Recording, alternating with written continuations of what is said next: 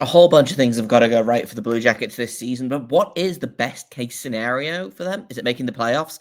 Is it more? Is it the cup? We're going to discuss on today's Locked On Blue Jackets.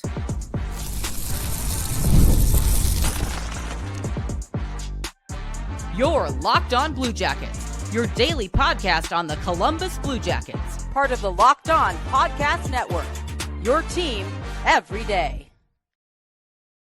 Hello and welcome to Locked On Blue Jackets, part of the Locked On Podcast Network, your team every day. I am, as always, your host, Jay Foster, here to give you the good, the bad, and the ugly about your favorite team and mine, the Columbus Blue Jackets.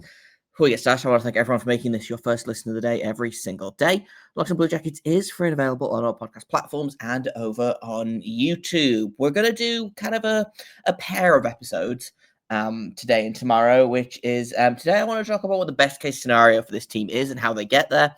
And then tomorrow, what we're going to do is we're going to flip that. We're going to talk about the worst case scenario. So, like, if absolutely everything goes wrong, what is this team's floor, right? Today, we're going to talk about if everything goes right, what's this team's ceiling? And, like, obviously, you know, it's easy to say, oh, best case scenario is everyone scores 1,000,000 points and, you know, the Blue Jackets win the cup and they go 82-0 and Zach Werenski wins the Norris and Jet Crews wins the Vezina and Adam Fantilli wins the Art Ross and, right? But I want to get a little bit, obviously, we're going to talk about maybe not all of those things, but I want to talk about, like, okay, best case scenario, if everyone is firing on all cylinders, what is this team's ceiling? And I don't necessarily think that this team's ceiling is cup right now.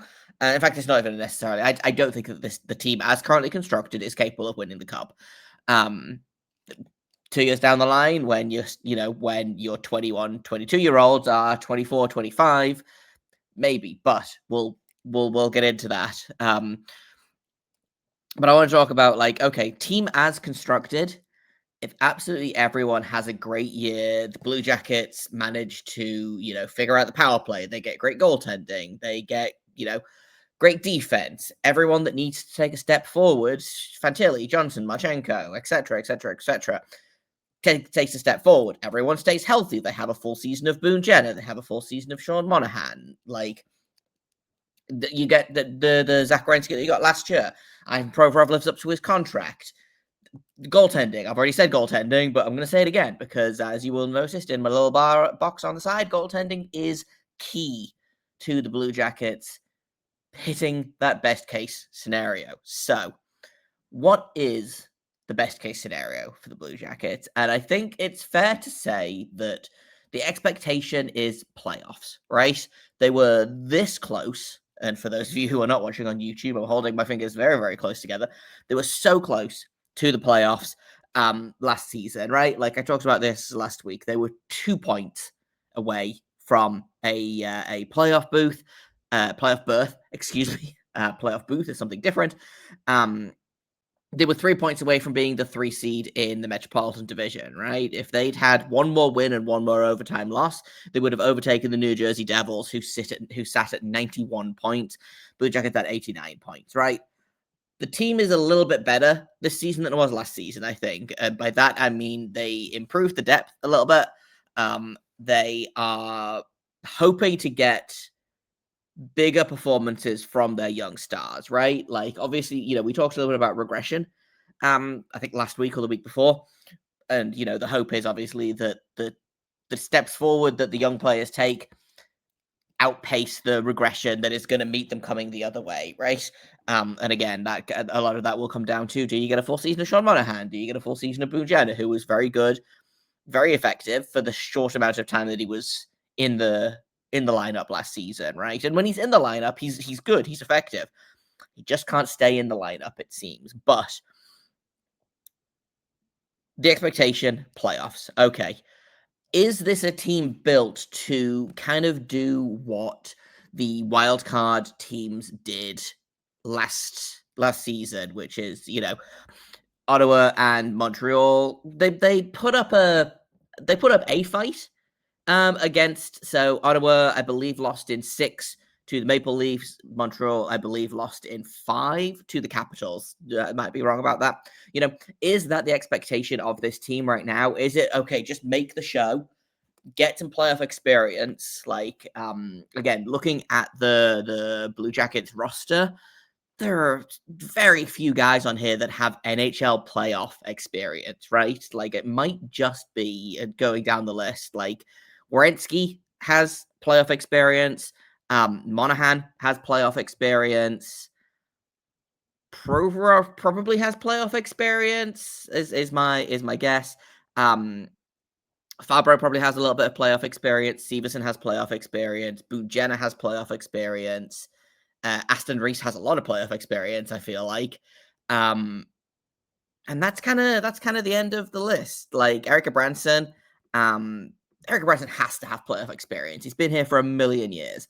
I'm just pulling up his numbers to confirm one way or the other. Yeah, he hasn't been in the playoffs since 2022, but that's more recent than a lot of the players. And then you've got like your new guys coming in. Miles Wood has playoff experience. Charlie Coyle has a bunch of playoff experience, right? And I think that's not the entire reason that some of those guys were picked up, but you've got to imagine that bringing in a veteran that's got some playoff experience like Charlie Coyle is not like, it's not the reason they brought them in, right? But a lot of your key players, Marchenko, Johnson, Fantilli, Voronkov, Sillinger, none of these guys have NHL playoff experience, right? They all joined the team after 2020, which was the last time this team made the playoffs. But like, is your plan this year to kind of to finish my point, since I got distracted looking at who has playoff experience and who doesn't? Like, do you treat this year as kind of what I feel like the Senators treated last season of we'll just throw ourselves at the playoffs? I believe the last time the Senators made the playoffs was also, it's been like, this is their first time in the playoffs in a minute. I don't know off the top of my head when the last time they made the playoffs was, but I'm just looking it up real quick. But is that what the goal is, right? Is it make the playoffs and then from there see what happens, right? Because I do feel like that was kind of the goal the last time, like the last little playoff run. So the Blue Jackets made the playoffs, I believe, 4 straight years, from 2016 through to 2020, right? Yes. So it would have been the 17 playoffs, the 18 playoffs, the 19 playoffs, and the 20 playoffs. That first playoff run, I feel like, was very much just kind of, oh God, what do we do? Like, get some experience, we'll build on it, right? And is that the goal for this team, right? Is it just make the playoffs? If you can be really annoying while you're there, then great, go for it. If you can try and rattle a team, kind of like similar to what they did to the Tampa Bay Lightning in 2019, if you can rattle a team like that, then that's great, right? But is that the goal this season, or is the goal to get into the playoffs handily and make some real noise while they're there, right? And those, I think, are two different situations. I still don't know if I expect the Blue Jackets to win a playoff round this season. But I think going back to what is the best case scenario, I think this team is certainly capable of doing so. It's tough to say, without knowing who the opponent is going to be, what the other playoff teams are, right? But if you look at, we talked about last week, we talked about hot takes, and I kind of basically said they'll either miss the playoffs or they'll be the second or third seed in the Metro, right? I don't think there's going to be more than 3 playoff teams coming out of the Metro. So probably what you're going to have to do is face one of New Jersey or Carolina in the first round. Both teams that the Blue Jackets have had middling success, let's say. Maybe that's too generous of me, but the Blue Jackets are a team that is capable of making the playoffs, and it really does depend on who their opponent is when they get there, right? Because I don't know that they would have beaten the Carolina Hurricanes had they made that. The Washington Capitals, sorry, who were the first seed of the Metro. I don't know that they would have beaten the Capitals despite the fact that they kind of put the fear into them a little bit. Just before the season ended. I'm not going to read too much into that. They were playing, they were resting a bunch of guys. I don't know that they were playing quite as hard as they needed to be.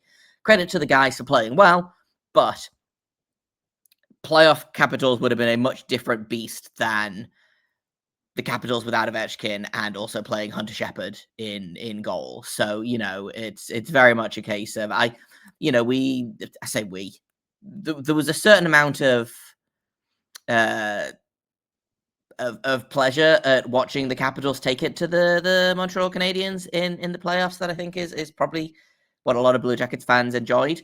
But I don't know that the Blue Jackets would have beaten the Capitals, right? I would have much rather they beat the Toronto Maple Leafs, or rather they face the Toronto Maple Leafs, right? Who, for better or worse, have a reputation in the playoffs, that, founded or unfounded, that you can rattle them, you can get in their heads, and I think the Blue Jackets faced the Maple Leafs in a much more effective way in the regular season than they did against the Capitals. So it really comes down to who do you want to face, right? If the Blue Jackets face, if they manage to make the second or third seed, I'm like, okay, well, they get through the Carolina Hurricanes, they get through the New Jersey Devils. Which team would you rather face? Is that the best case? Is it getting into the playoffs and putting in a spirited showing, right? Of taking it to 6 or 7 games, maybe making it, making that 7th game overtime, again, putting the fear of God into a team just to rattle them a little bit? Or is this team built to beat these teams in the playoffs, make it to the second round, maybe make it out of the second round? Let's talk about that a little bit more in just a second here on Locked On Blue Jackets. First, I'm going to tell you about FanDuel. The NFL season hits here. I'm recording this on the first NFL Sunday of the season. And FanDuel is making sure that you're ready for kickoff with a can't miss offer.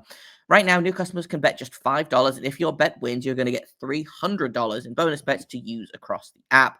I love using FanDuel. It fits however you like to bet. Like, do you want player props? Do you want a same-game parlay? You can even jump in live as the action unfolds. I love building a truly insane same-game parlay where it's like, you will win $20,000 if this person gets 3 shots on goal and this person has an assist and this person blocks 7 shots and falls over in the second period. I love making an insane same game parlay like that, and FanDuel makes it really easy to do, which makes it just a little bit more exciting, whether you're watching your team or just keeping an eye on your fantasy lineup. Are you ready to play? Download the FanDuel app now by visiting FanDuel.com to get started. That's FanDuel.com to place your first $5 bet.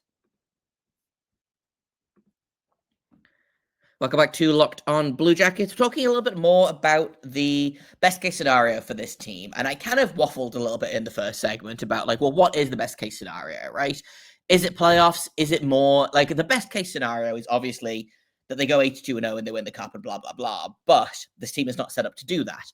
What I do think this team is set up to do is win a playoff round.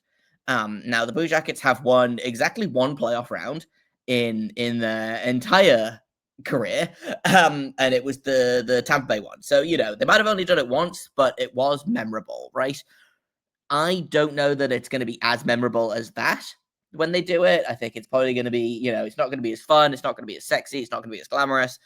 But I think that this team is built for making the other team's lives difficult in the playoffs, right? I hate to, I hate intangibles, and I hate grit, and blah blah blah.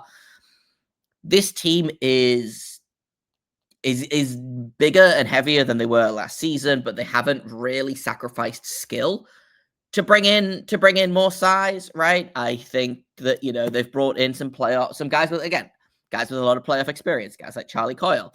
I think Mathieu Olivier is someone that you watch out for in playoffs. I'm not sitting here saying that he's the Sam Bennett of the Blue Jackets, but there's something there, right? I think he's really, really, really, really unpleasant to play against in the playoffs. He's unpleasant to play against in the regular season, but now that he's, diversified his game, he's added some scoring touch.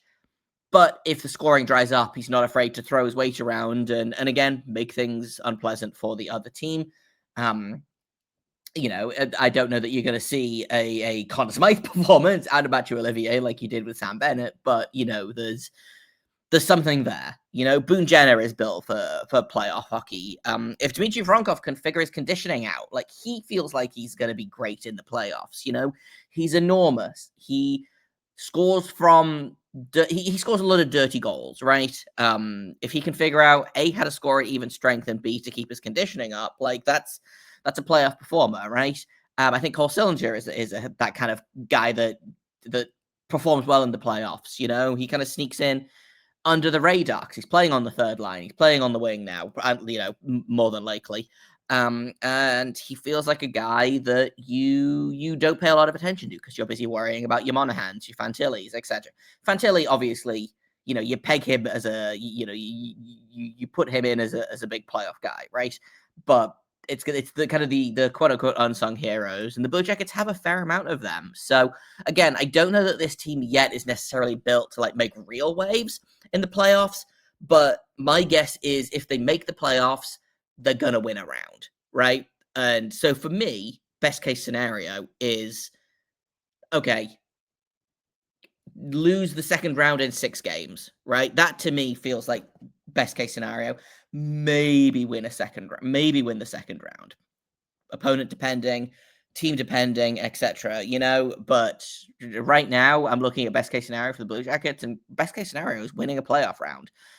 For me, I think that the best case scenario is aiming higher than just making the playoffs, right? But there's a bunch of things that have got to go right for the Blue Jackets to hit that best case scenario, right? So we're going to talk about a couple of those, and we're going to start off with goaltending because that to me is key. The Blue Jackets this season did not have any trouble scoring goals at even strength. They were the best 5. They were one of the best 5-on-5 teams in hockey. They were one of the best goal scoring teams in hockey. There was, I believe, 3 or 4 teams that scored more goals than them last season. Maybe a handful more. Like they were top 5 or 6 in goal scoring, I'm pretty sure. Problem was they also allowed a bunch of goals, right? Partially that's on the defense, partially it's on the goaltending, but the goaltending is going to be key here. And again, this is something we talked about last week, I think. What do you do with your goaltending, right? And again, best case scenario for me is Jet Greaves plays at the level that we've seen him and we know that he's capable of playing. Probably he takes it down a smidge because I don't know that a 936 or whatever he finished this season with is sustainable over a 50-game season for a 24-year-old goaltender. But if you can get like a 910 to a 920 out of Jet Greaves for 45 or 50 games, that puts them in great shape, right? Similarly, if you can get league average goaltending out of Elvis and he becomes a reasonable option as backup, ego aside, I don't think he likes being a backup. That's fine. Sometimes you've got to suck it up, right? You got to play the goalie that's better, and if he's being outplayed, then he's the backup, right? That's how it works. But if you can get, let's say for the sake of argument, let's say you get a 915 out of Jet Greaves and you get a 900 out of Elvis, immediately that goal scoring, that goals against is going to drop like a stone. It's going to make the team a lot more well-rounded. If they don't have to win every game, 6-4 or 8-7, which I believe they did twice last season. They went through a period for the first 2 weeks of the season where they would either lose a game or they would score 6 goals and win the game. And it was very, very stressful. But if your goaltender is not frequently giving up between 4 and 7 goals, you don't have to score 5 to 8 goals to win a game, right? So it doesn't matter if your goal scoring drips a little bit, if you manage to get that goals against number down. And to me, that is the absolute biggest thing. There's stuff around goal scoring. If this team can figure out the power play, then incredible. Penalty kill, which kind of goes hand in hand with goaltending and also defense, which we'll talk about in a second here. But if this team gets a reasonable level of goaltending last season, they are easily a playoff team. easily. They just, again, I don't remember the exact numbers that I talked about on the episode, but if this team had gotten average goaltending, by which I mean if the goalies had saved the number of goals that they were expected to save, and by that I mean Tarasov and Elvis, because obviously Jet Greaves was perfect and didn't do anything wrong, they would have gained probably between 5 and 9 standings points, which would have put them squarely into third place in the Metro, that's a playoff spot, right? If they'd allowed, I think it came to a total of 11 or 12 goals fewer, then that would have put them middle of the pack again. If you assume that, every goal is an extra point in the standings, they had a lot of 1-goal games, and it doesn't, obviously it doesn't correlate to that exactly. They would have still lost some of those games, even if they ended up scoring an extra goal. But like, for the sake of argument, allowing 11 fewer goals almost certainly means that they would have won at least one more game, right?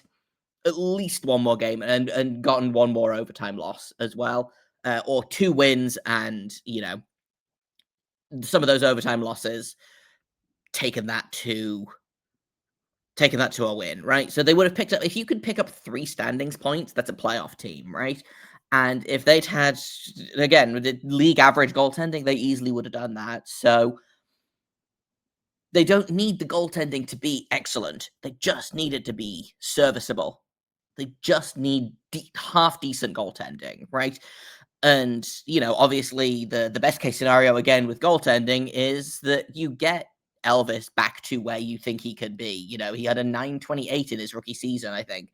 If you get that 938 out of Jet Greaves all season, then this team is going to be basically unstoppable, right? But in terms of realistic and also best case scenario, I don't think this team is set up for Jet Greaves to have a 938. I don't think the team is set up right now for Elvis to get back to that kind of that level that he had in his rookie season. But best case scenario, okay, let's do 915 for Jet and a 900 for Elvis, and they both play, average or better in terms of allowing fewer goals than they're expected to. Then this team is easily a playoff team, and then once you get into the playoffs, all bets are off, right? But it's not just goaltending. There are a lot of other things that have got to go right for the Blue Jackets, and by that I mean the forwards have to do their job, the defense also has to do their job. So we're going to talk about that in just a second here at Locked On Blue Jackets.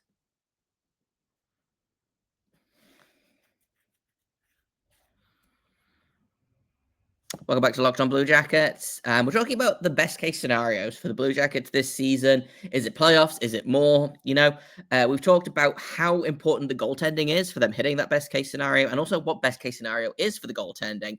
So I want to talk really briefly about the forwards and the defense, because while they're as important, the forwards especially, I feel like, could basically just kind of continue on as they did last season and be fine, right? But obviously the best case scenario is Adam Fantilli exploding again. It's Kent Johnson exploding. It's 40 goals from Kromachenko. It's Dmitry Voronkov figuring out his conditioning. It's a full season of healthy Sean Monahan, a full season of healthy Boone Jenner. It's Charlie Coyle coming in and being an effective third-line center. Like, it's if all of these things work, then, the Blue Jackets could be one of the highest scoring teams in the NHL, just full stop, right? Not like the highest scoring 5-on-5 team, but the highest scoring team, full stop. So last season, the Blue Jackets scored 273 goals.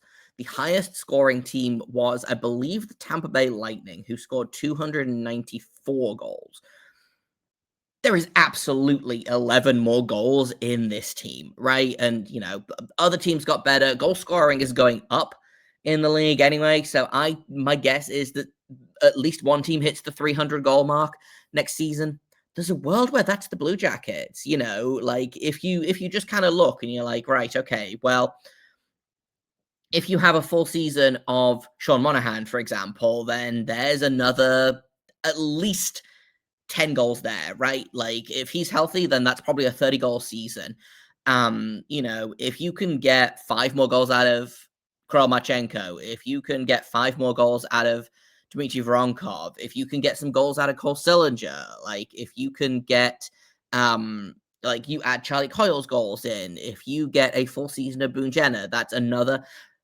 If he's healthy, he's a 25 to 30 goal scorer, right? So there's another 20 to 25-ish goals, closer to 18 to 23. But you know what I'm saying, right? Like this team is perfectly capable of scoring 300 goals.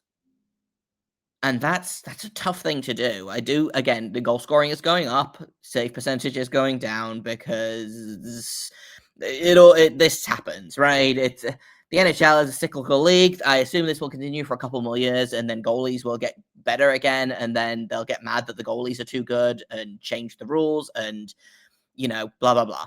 But this team is capable of scoring 300 goals, right?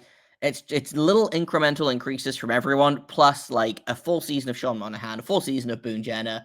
Like obviously there's goaltender, there's goals that you'll lose. Like obviously James Van Riem's like 16 goals you've got to make up. But you'd like to think that 9 goals from Justin Danforth, but you'd like to think that Denton Matejchuk is going to score more than 4 goals. Again, full season of Boone Jenner, full season of Monahan. You add in Charlie Coyle, who's probably good for, a handful of goals. Probably not, maybe double digits. I don't know what his numbers were off the top of my head last season, but I do know that he was playing tougher minutes last season. So, again, it's going to be a case of if he plays fewer minutes, but also easier minutes, is he gonna score more? Last season, he had 17 goals last season. If you can get 15 goals out of Charlie Coyle, then again, that's great news. That's not key necessarily, but that's like that's a non-zero amount of goals. So basically, what I'm saying here is best case scenario for the forwards is kind of just keep doing what you're doing, right? Take steps forward, especially the younger guys. But for the most part, like you just keep doing what you're doing. Maybe be better defensively, but that'll come with time. Again, similarly, just to kind of finish off talking about or finish off the episode, talking about the defense. Obviously, the best case scenario is a full season of Werenski and Fabro. You get, another Norris caliber season from Werenski. You want a huge step forward from Denton Matejchuk. You want Ivan Provorov to live up to that contract. You want the third pairing to be literally playable at all, and not a complete disaster every time they step onto the ice. Little things like that. And some of this is more likely than others, right? I think it's probably pretty unlikely that Provorov plays at an $8.5 million level next season.